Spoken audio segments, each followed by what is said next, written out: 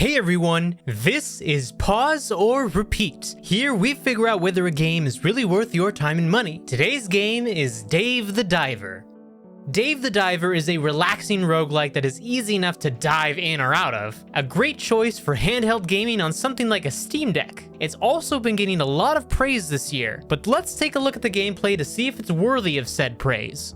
The gameplay of Dave the Diver is split into two parts, the diving during the day and managing the sushi restaurant by night. In this sense, the game is more like two games fused into one. The diving is the real roguelite gameplay, where you are tasked with diving into the blue hole and catching fish to be used in the restaurant. The ecology of the blue hole changes constantly, but this is really just the in-game reason why it's randomized for a real roguelite experience. After catching fish, you head to the sushi restaurant to get them prepared into dishes. You are then tasked with determining the dishes on offer and delivering orders to the patrons. Alongside all this, you are tasked with completing some missions for characters, and this helps flesh out the story. So let's dive right into the story. The story opens up with Dave getting a call from Cobra, who convinces Dave to come out to the blue hole. He's convinced from the promise of sushi, and then given the job of diving to catch fish for Cobra's restaurant, Bancho Sushi. From there, Dave is introduced to the head chef, Bancho, and over time, the other characters. But now the question still stands. Pause or repeat? What a relaxing game this game is.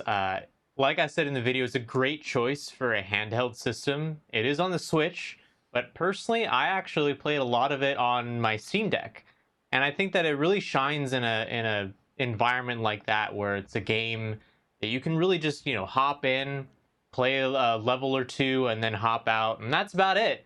And you have a good amount of progress in that time as well. It's not like you hop in for like 15 minutes and you feel like, oh man, I didn't even get any missions done. No, you get stuff done, like you don't have to necessarily sit down for like 2 hours just to get any bit of progress. This is a game that actually does go pretty quickly in that sense, but at the same time has a good amount of replayability, and that was my experience with it. And I think that it really did a good job of selling that casual experience, because that's really what this is. It's kind of like a casual experience.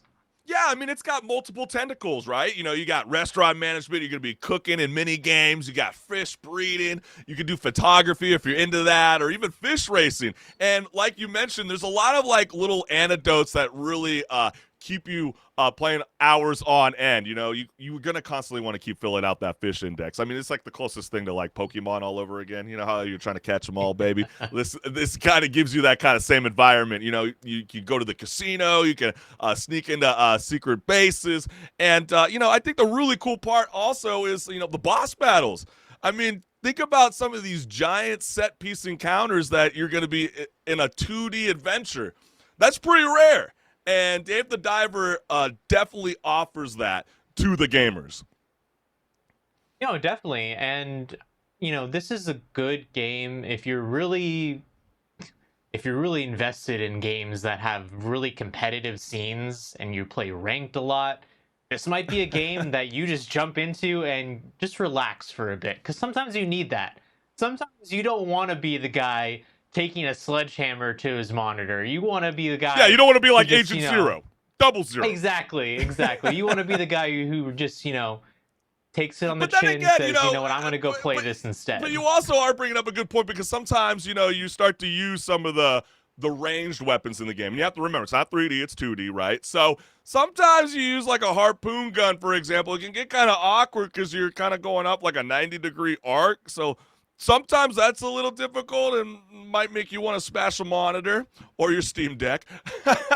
But it doesn't take away the excitement in the game. I think in the beginning it's a little, rough in the first hour, but as you start to move, you start to get some of the special elements. I really like the idea that you can go underwater for about like 90 seconds, and you're really, it feels like it's unfair from the start. But you have to understand, as you start to do your deep sea diving, you're going to be able to pick up consumable items, and that's what's going to make the adventure stand out. But you were bringing up something that was very fascinating, because this is something that's been kind of ruffling feathers, because on Thursday we got the Game Awards coming up, and they got nominated for Best Indie Game. And Jeff Knightley, he got a lot of trash because he had a little Twitch Q&A, and one of the questions was, how could this be labeled an indie game if it was having the backing financially from a major studio company? So how do you feel about all that? I mean, I feel like we're always changing the definition for indie. Yeah, and just for the people who don't know, so this is a game that's developed by Mint Rocket, but they are a subsidiary of Nexon, the company that's known probably mostly for MapleStory, and they recently were really getting a hit off with the Finals, that shooter that was in the news because of it having AI voices in it. But so okay, so when you have a company that big backing you, the whole debate is that really an indie game at that point? Because this is not a game that was made by three people in their garage. This was a game made by a big studio, really the biggest video game studio in Korea, actually. So they have a lot of influence in that Yeah, sense, and but they don't have you a think lot it's of kind money to of give to the development. But don't you feel like when you're heading into the 10th annual Game Awards and you have a real clear, simple question that's like, well, what do you guys determine as an indie game? And he goes, look, it's a great question. Like, they don't even have a prepared response for that. And I have the quote literally in front of me, so I got to read it off because it's I love it. It's going, independent can mean different things to different people, and it's sort of a broad term, right? I mean, you could argue, does independent mean the budget of the game? Does independent mean where the source of financing was? Is it based on the team size? Is it the kind of independent spirit of a game, meaning kind of a smaller game that's different? And he also went on to say, he mentioned two games that people consider indies right now, and that's Larian Studios, Baldur's Gate 3, and Death Stranding. And that's I guess a fair assessment, but like in the film space, we always kind of go by a certain budget, right? So how do you evaluate this? I mean, are we just assuming because it's 2D it's No, yeah, automatically labeled indie? it kind of feels like it almost like a Doesn't lot of it? people look at this and they're like, oh, this must be an indie game because the aesthetic of it is of an indie game, Yeah, they didn't go budget to and the all level that. of Super Mario Bros. Wonder. They didn't give us a Exactly, 3D exactly. element. So sorry, guys, you could have probably been there, but because you decided to go the 2D route, we're gonna knock you down. Yeah, but I mean, I guess this is a moment in the industry's history where they're really going to take a step back, maybe, and kind of determine what does make an indie game an indie game. Is it the budget or is it something else? Is it the amount of team members? And it's a good question because I don't think anyone really has a concrete answer on that yet. Because I Yeah. don't think you can necessarily compare it to the same way that an indie game or an indie movie is determined because they're different industries completely.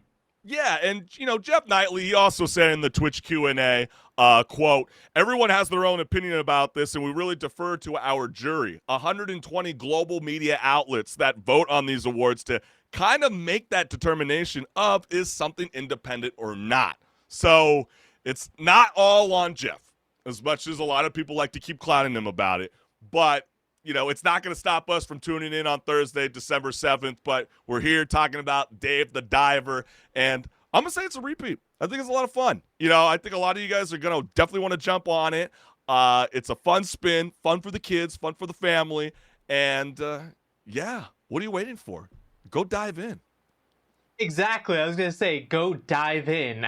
But no, yeah, it is actually a repeat for me as well. It's gonna stay on my Steam Deck for a good long time because it really is just a game you can just pop in and play for a bit and then hop out, and it's non-committal in that sense.